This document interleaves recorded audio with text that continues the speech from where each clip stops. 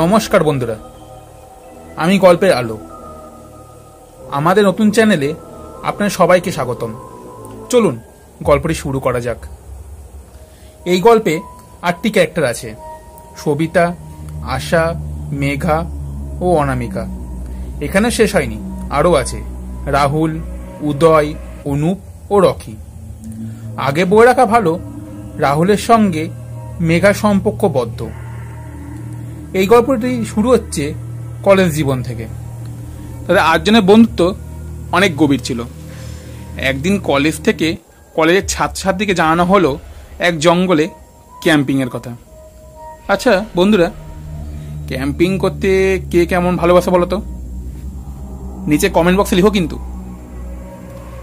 Sir কথার সাথে সাথে এটাও বললেন যে আজ পর্যন্ত ওই জঙ্গলে কেউ যেতে পারেনি, আর যারা গেছে তার আর বাড়ি ফিরে। ওই জঙ্গলে আশেপাশে গ্রামের মানুষগুলি বলে নাকি ওই জঙ্গলে ভূতের বাস। কিন্তু সেই জঙ্গলে কেউ যদি যায় তাকে পুরস্কৃত করা হবে।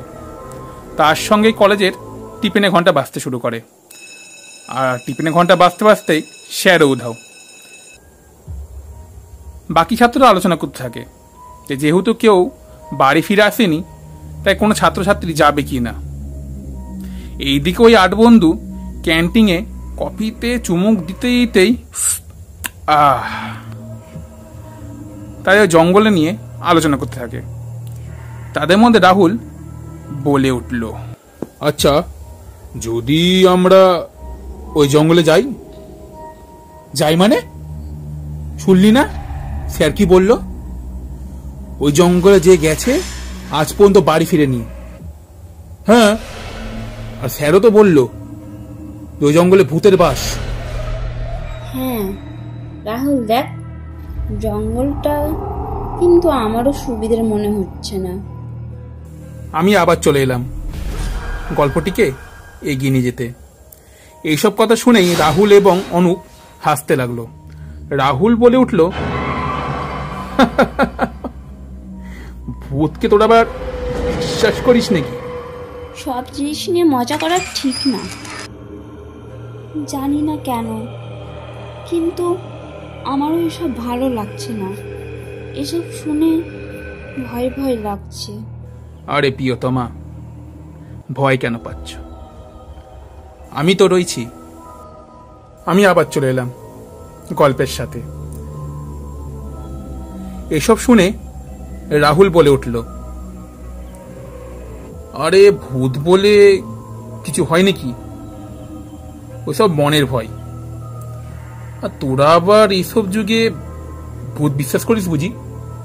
কিন্তু স্যার যে বলল ওই জঙ্গলের আশেপাশের গ্রামের লোকেরাও বলে ওই জঙ্গলে ভূত থাকে। ওদের কাছে এর থেকে বেশি আশা আর কি করব? সব অশিক্ষিত গ্রামের মানুষ, অন্ধবিশ্বাসে ভরা তারা। রাহুল তক্ষুনি অনুপকে বলল, কিরে তাহলে যাবি নাকি? চক ঘুরে আসি, আর রেকর্ডটাও তো ভাঙতে হবে। আর ওরা যা ভীতু মানুষ। আমরা ভীতু নয়, আমরাও যাব। আমি আবার চলে এসেছি গল্পটিকে আলো দেখাতে। এই শুনে সবাই যাওয়ার জন্য রাজি হয়ে যায়। তারা পরের দিন কলেজ থেকে ক্যাম্পিংয়ের জন্য বেরিয়ে পড়ে, আর সেটাই ছিল তাদের জীবনের কাল।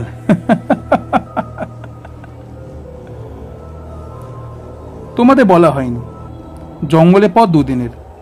2 দিন পর তারা যখন জঙ্গলে পৌঁছায়, একটা পরিষ্কার পরিচ্ছন্ন জায়গা দেখে তার তাঁবু টাঙিয়ে ফেলে। পরে পর্ব দেখতে নজর রাখুন। তারা কি আর ফিরবে জঙ্গল থেকে?